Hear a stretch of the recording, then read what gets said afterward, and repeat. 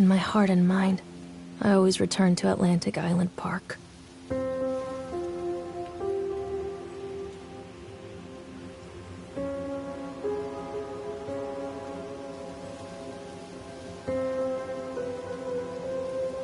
Where's Mr. Bear? I haven't seen Mr. Bear, Callum.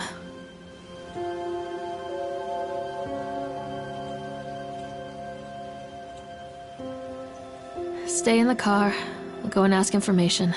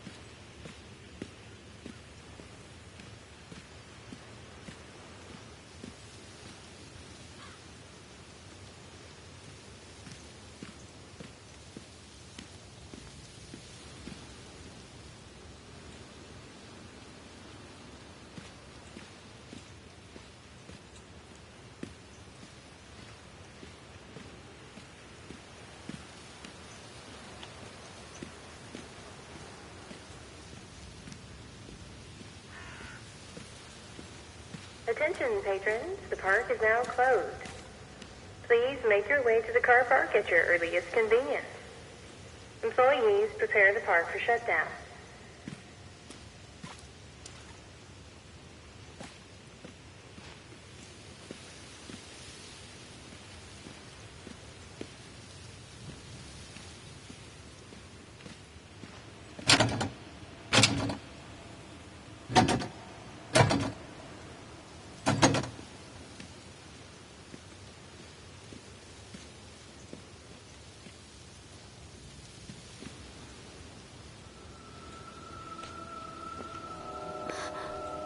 What?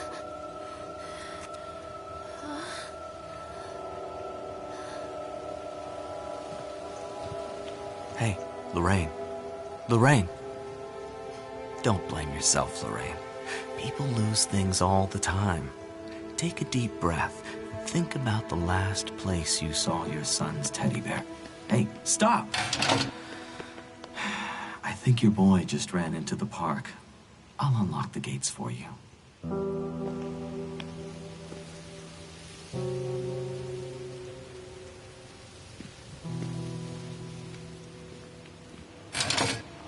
Wait up there for Mommy, Callum! Come on, this way. Callum, where are you going? Catch me, Mommy. Callum, I told you to wait in the car. Over here.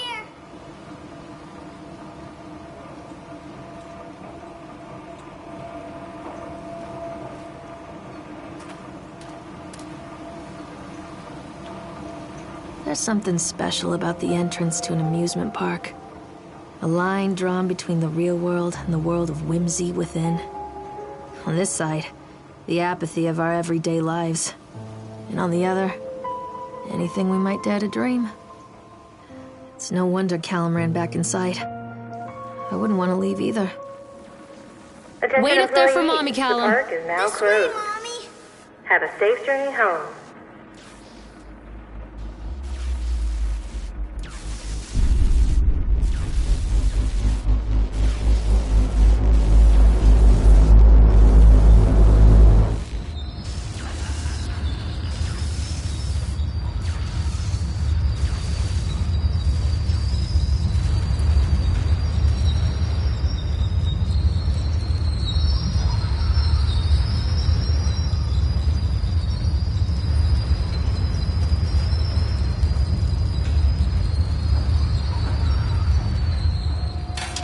Oh God.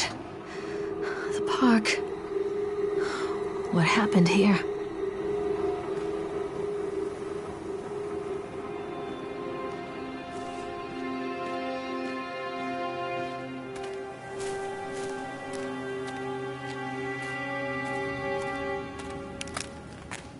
You can't catch me. Wait for Mommy!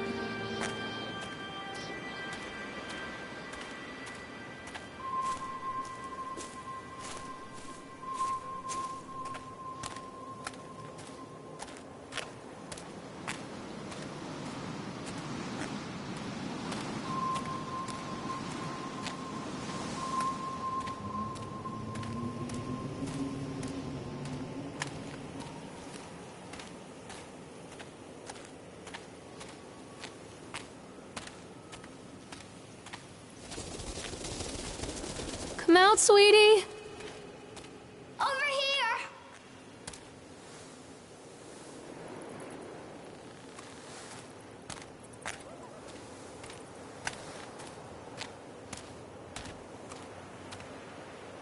Callum! Come on, Mommy. Chad the Chipmunk, huh? Just a drunk guy in a suit.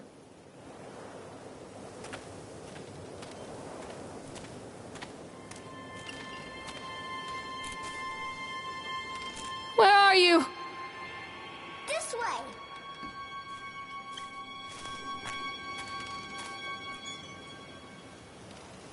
Callum! Where did you go? Over here.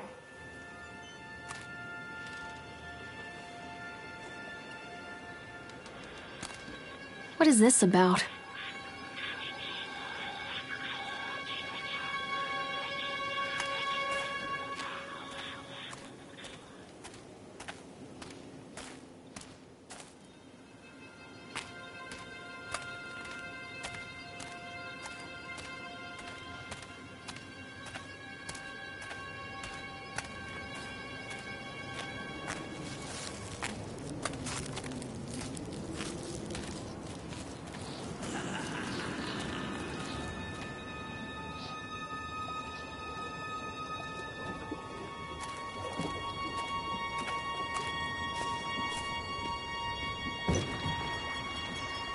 Hello?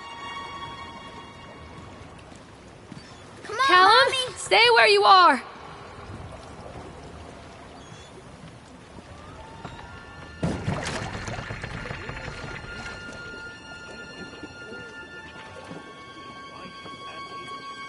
Callum, come back here right now.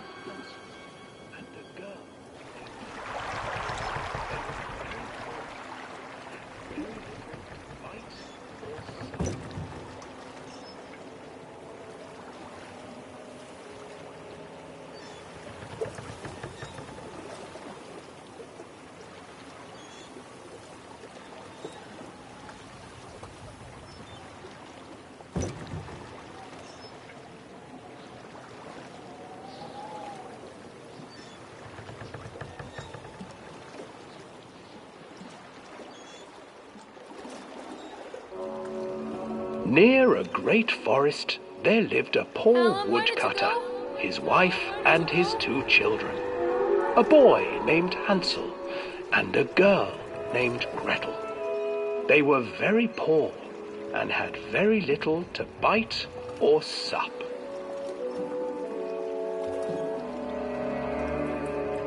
"What will become of us?" the woodcutter asked his wife one night. "I tell you what, husband, we will take the children into the thickest part of the forest tomorrow and abandon them there." "No, my wife, I cannot do that," said the man. "Then we will all 4 starve, you fool." Hansel and Gretel overheard their parents talking, and Gretel began to weep. "Do not fret, Gretel," Hansel said. He crept out of the hut and gathered white stones from the ground to fill his pockets.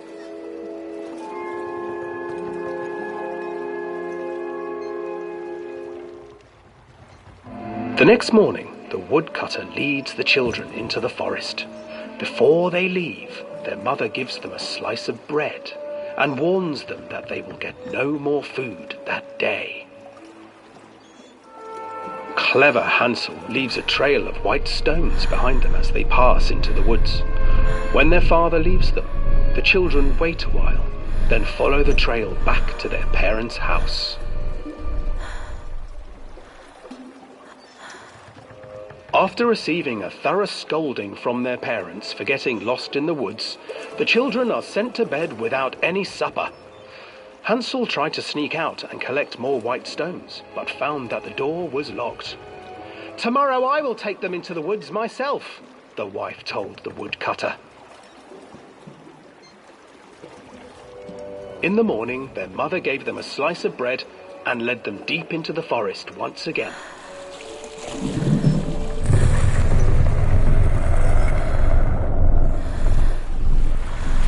Hansel broke his bread into pieces and left a trail of breadcrumbs to lead them safely home. But hungry-eyed birds snatched up the breadcrumbs and his trail was destroyed. Abandoned by their parents and unable to find the trail home, the children wandered in the forest for 3 days.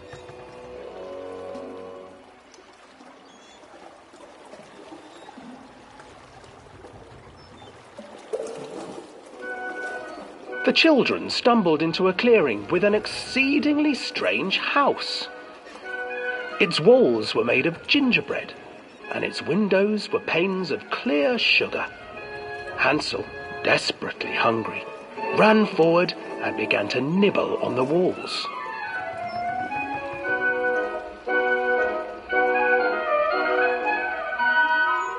"Nibble, nibble, little mouse. Who is nibbling at my house?" An old woman emerged from the house, sniffing the air and peering around with cloudy eyes. "Oh, you dear children, who brought you here? Just come in and stay with me. No harm will come to you." But Hansel and Gretel stayed back, for the old woman reminded them of their cruel mother. "Come, children, don't be afraid. I have something for you." The old woman offered them 2 enormous lollipops. The children took them and began to eat. "You see, nothing to fear here. Come inside," the old woman urged, and the children, still licking their sweets, followed.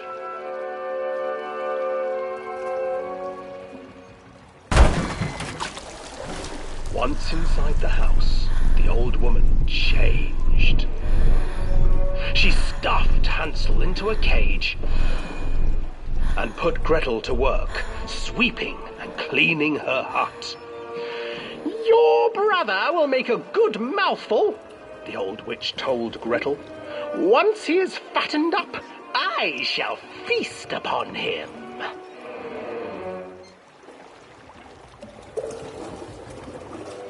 Time passed, and poor Hansel refused to eat, fearing the day that the witch would eat him. The witch, for her part, grew impatient. "Today I will cook and eat your brother, Gretel. Climb inside and light the oven." But Gretel pretended not to understand. "I do not know how. Where is the opening?" "Fool," the old witch said. "The opening is here." And she moved to show Gretel. Seizing her courage, brave Gretel gave the witch a shove, and the old crone tumbled forward into the oven. Gretel slid a large iron bolt over the door to the oven. Gretel freed her brother Hansel, and together they lit a fire beneath the oven. And though she screamed and begged, the children sat by the oven until her screams had stilled, and the witch was cooked. And then, because even children can't survive on sweets, they divided up the body of the old witch and ate her.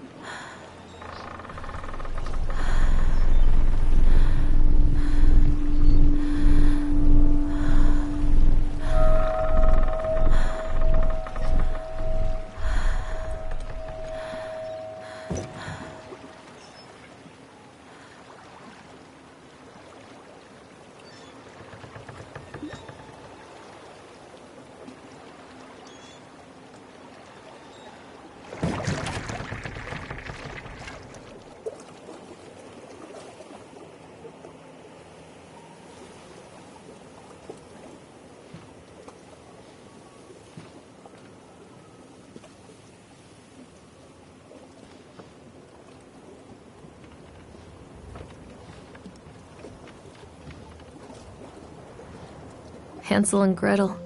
I used to read it to Callum when the electricity was shut off. Those poor children. The whole world against them.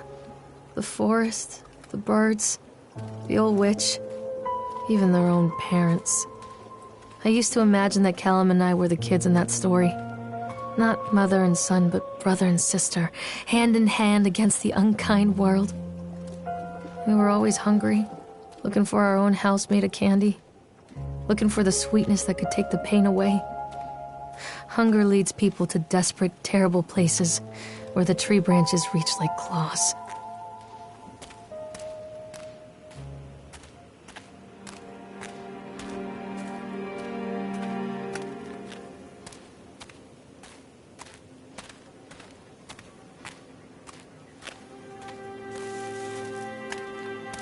Another accident. This place.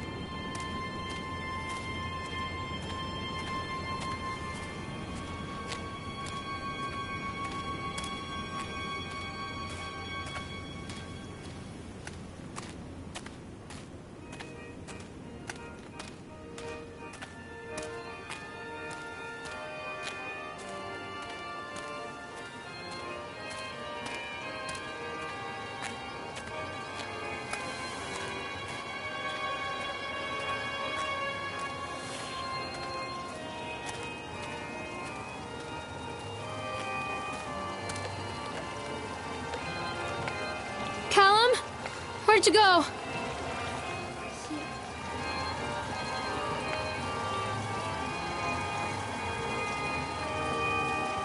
This old thing used to make the blood run to my head. Make me dizzy.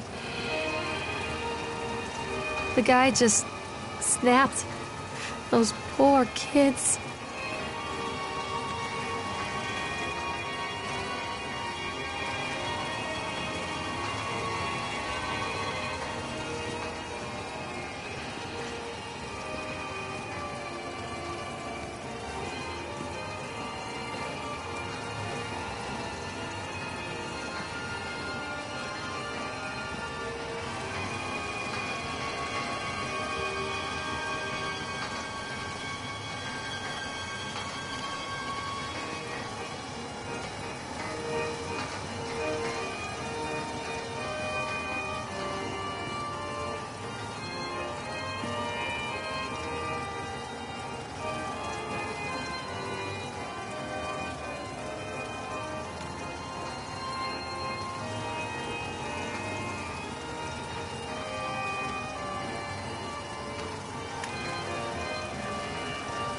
I can't get on while it's moving. I can't get on while it's moving.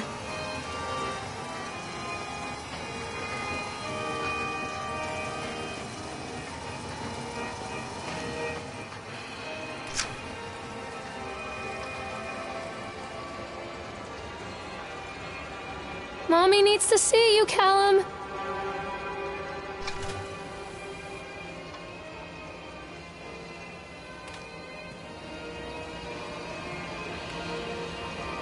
I can't get on while it's moving.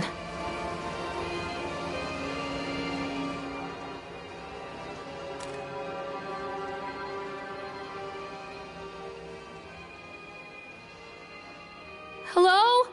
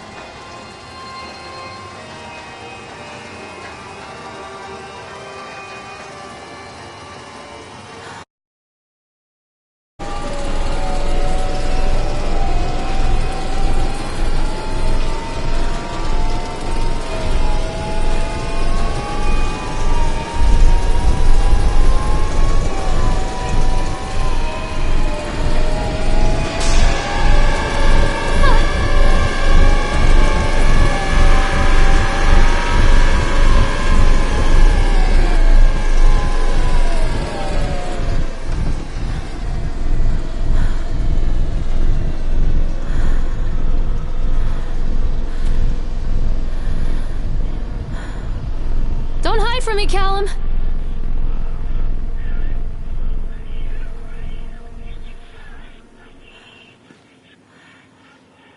Oh, I remember this.